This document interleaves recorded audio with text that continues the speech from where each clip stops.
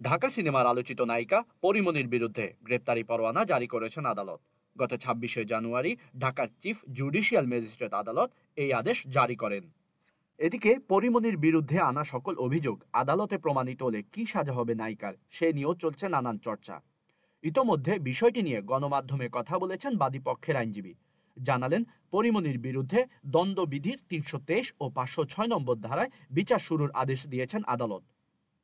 এই নায়িকার বিরুদ্ধে আনা সকল অভিযোগ আদালতে প্রমাণ হলে সর্বোচ্চ ৩ বছর সাজাপ্রাপ্ত হবেন তিনি। জানালেন, ৩২৩ ধারায় স্বেচ্ছায় আঘাত করার অপরাধটি প্রমাণিত হলে সর্বোচ্চ ১ বছর, আর অপরাধমূলক ভীতি প্রদর্শন প্রমাণিত হতে পারলে সর্বোচ্চ ২ বছরের সাজা হতে পারে পরীমনির। তবে আদালত চাইলে শাস্তি কমাতে পারেন তার। ২০২১ সালের ৬ July Dhaka senior judicial magistrate আদালতে পরীমনি সহ ৩ জনের বিরুদ্ধে মামলা করেন ব্যবসায়ী নাসির উদ্দিন মাহমুদ। তিনি ছিলেন বোট ক্লাবের তৎকালীন সভাপতি। সেই মামলায় আদালতে পরীমনির গ্রেপ্তারি পরোয়ানা জারির আবেদন করেন আইনজীবী। গ্রেপ্তারি পরোয়ানা জারি হলে পরীমনির আইনজীবী আদালতে সময় আবেদন করেন, কিন্তু আদালত তা নামঞ্জুর করেন এবং চার্জ গঠনের আদেশ দেন। পরীমনির বিরুদ্ধে অভিযোগ আনা হয় অভিনেত্রী ও তার সহযোগী ফাতেমাতুজ্জান্নাত বনি ও জুনায়েদ বোগদাদি জিমি ওরফে জিম অ্যালকোহলের সেবনে অভ্যস্ত। তারা সুযোগ বুঝে বিভিন্ন নামি দামি ক্লাবে ঢুকে অ্যালকোহল পান করতেন এবং পার্সেল নিয়ে মূল্য পরিশোধ করতেন না। মূল্য দাবি করলে পরীমনি তার পরিচিত পুলিশ কর্মকর্তাদের দিয়ে মিথ্যা মামলায় হয়রানির ভয় দেখাতেন।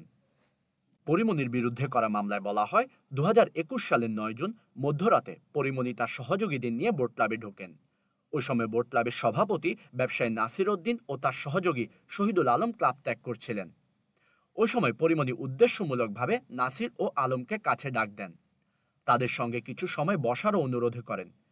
এক পর্যায়ে পরীমনি অশ্লীল অঙ্গভঙ্গির মাধ্যমে নাসির উদ্দিনকে আকৃষ্ট করার চেষ্টা করেন এবং সেই সাথে একটি অ্যালকোহলের বোতল বিনামূল্যে পার্সেল দেওয়ার জন্য চাপ দেন। ব্যবসায়ী নাসির উদ্দিন এতে রাজি না হওয়ায় পরীমনি তাকে গালমন্দ করা শুরু করেন।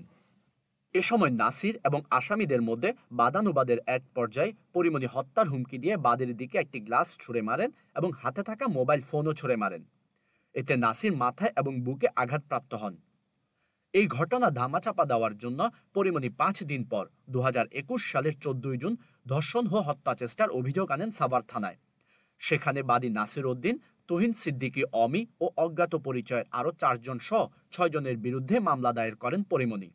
যদিও সেই মামলার তদন্তে ধর্ষণ বা হত্যা চেষ্টার কোনো প্রমাণ পায়নি পুলিশ। সে সময় মাদক কাণ্ডে নাম আসায় বিপাকে পড়েছিলেন পরীমনি। ২৭ দিন জেলেও থাকতে হয়েছিল তাকে।